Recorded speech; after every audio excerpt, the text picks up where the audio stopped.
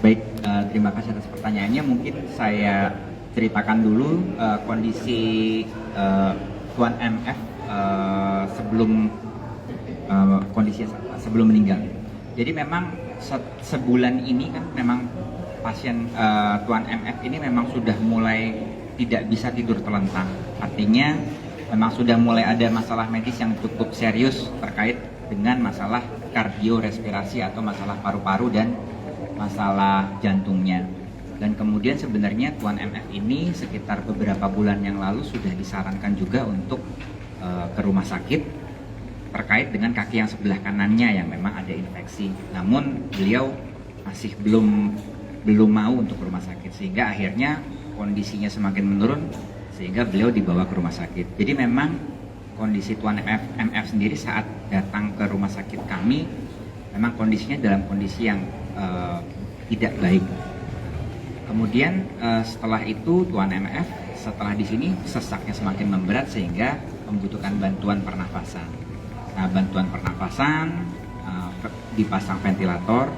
Nah, saat dipasang ventilator itu beliau mendapatkan obat-obatan yang namanya obat sedasi, karena proses pemasangan ventilator itu adalah proses yang cukup nyeri dan tidak enak ya, sehingga kita harus memberikan obat-obat namanya sedasi.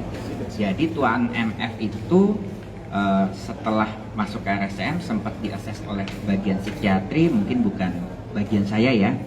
Kemudian setelah itu kondisinya perburukan dan kemudian dengan ventilator, sehingga kesadarannya itu kita bisa bilang dalam pengaruh obat, tidak full sadar sekali.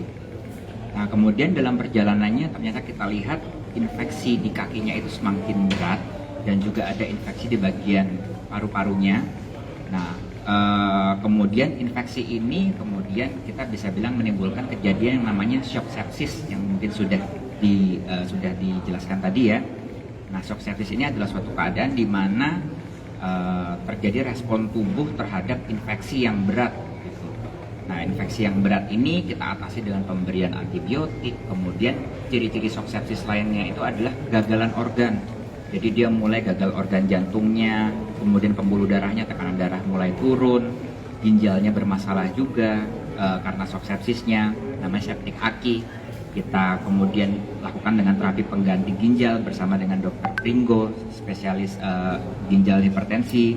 Kemudian berkoordinasi juga dengan dokter lain, dokter pencernaannya juga kena masalah juga.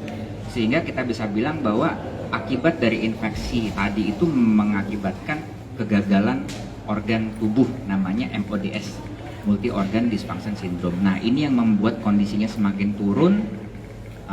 Dan memang pada akhirnya tadi malam memang kami sudah tidak bisa mempertahankan kondisi beliau lagi.